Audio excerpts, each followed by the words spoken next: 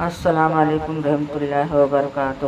پڑھو درود عاشق درود، درود سے کبھی غافل نہ ہو، پڑھو درود نحمد و نصلی علی رسول الکریم، اما بعد۔ بیوی سے محبت کرنا کوئی عیب والی یا شرمانے والی بات نہیں ہے۔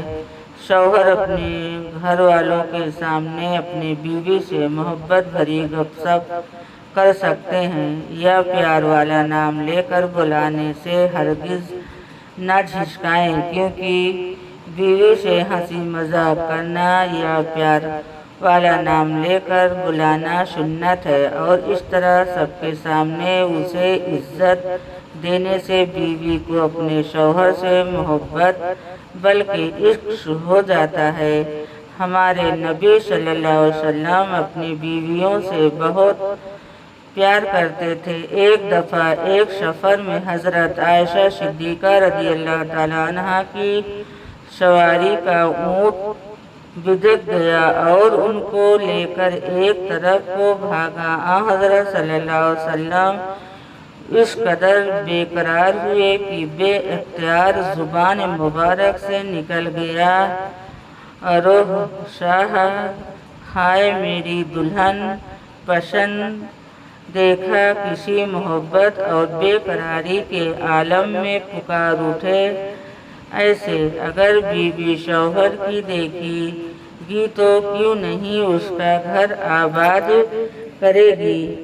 اللہ تعالیٰ شوہروں کو بیویوں پر حاکم بنایا ہے اور بہت بڑی بزرگی دی ہے، اس لیے ہر عورت پر فرض ہے کہ وہ اپنے شوہر کا حکم مانے اور خوشی خوشی اپنے شوہر کے ہر حکم کی تابع داری کرے، کیونکہ اللہ تعالیٰ شوہر کا بہت بڑا حق بنایا ہے۔ یاد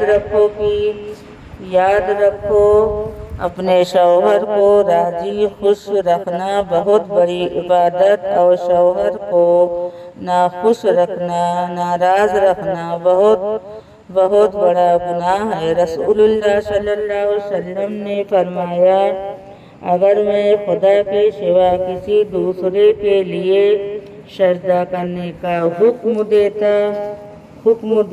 تو میں عورتوں کو حکم دیتا کہ وہ اپنے شوہروں کو سجدہ کرتی۔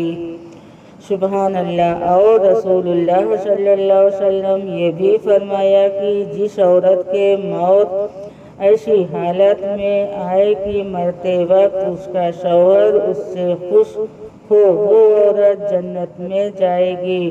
اور یہ بھی فرمایا کہ جب کوئی مرد اپنی بیوی کو کسی کام کے لیے بلائے تو وہ عورت اگرچہ چولہے کے پاس بیٹھی ہو، اس کو لازم ہے کہ وہ اٹھ کر شوہر کے پاس چلی آئے۔ حدیث شریف کا مطلب یہ ہے کہ عورت چاہے کتنے بھی ضروری کام مشغول ہو، مگر شوہر کے بلانے پر سب کاموں کو چھوڑ کر شوہر کی خدمت میں حاضر ہو جائے۔ اور رسول اللہ صلی اللہ علیہ وسلم نے فرمایا، عورتوں کو یہ بھی حکم دیا گیا ہے، اگر شوہر اپنی عورت کو یہ حکم دے کہ پہلے رنگ کے پہاڑ کو کالے رنگ کا بنا دیں اور کالے رنگ کے پہاڑ کو سفید بنا دیں، تو عورت کو اپنے شوہر کا یہ حکم بھی بجا لانا چاہیے۔ مطلب یہ کہ مشکل سے مشکل اور دشوار سے دشوار کام بھی اگر شوہر کا حکم دے تو جب بھی عورت کو شوہر کی نافرمانی نہیں کرنی چاہیے، بلکہ اس کے ہر حکم کی فرما برداری کرے اور اطاعت بھر بستا رہنا چاہیے۔ اور رسول صلی اللہ علیہ وسلم کا یہ بھی فرمان ہے کہ جب شوہر بیوی کو اپنے بچھونے پر بلائے اور عورت آنے سے انکار کرے اور اس کا شوہر اس بات سے ناراض ہو کر سو، تو رات بھر خدا کے فرشتے عورت پر لعنت کرتے رہتے ہیں۔ प्यारी बहनों, इन हदीसों से सबक मिलता है कि शौहर का बहुत बड़ा हक है और हर औरत पर अपने शौहर का हक अदा करने का फर्ज। शौहर के हुकूक बहुत ज़्यादा हैं, उनमें से नीचे लिखे गए हुए चंद हुकूक बहुत ज़्यादा काबिले लिहाज है।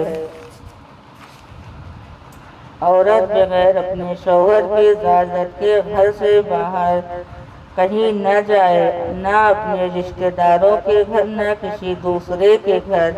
शौहर के गैर मौजूदगी में औरत पर फर्ज है कि शौहर के मकान और माल व सामान को हिफाजत करे और बगैर शौहर की इजाज़त किसी को भी न मकान में आने दे। शौहर की कोई छोटी बड़ी चीज किसी को न दे। शौहर का मकान और माल व सामान ये सब शौहर की अमानतें हैं और बीवी उन सब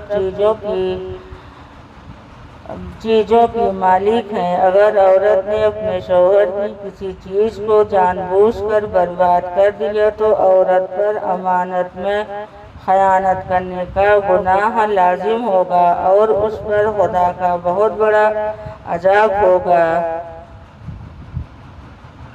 औरत हरगिज़ कोई ऐसा काम न करे जो शौहर को नापसंद हो, शौहर न करे जो औरत को नापसंद हो।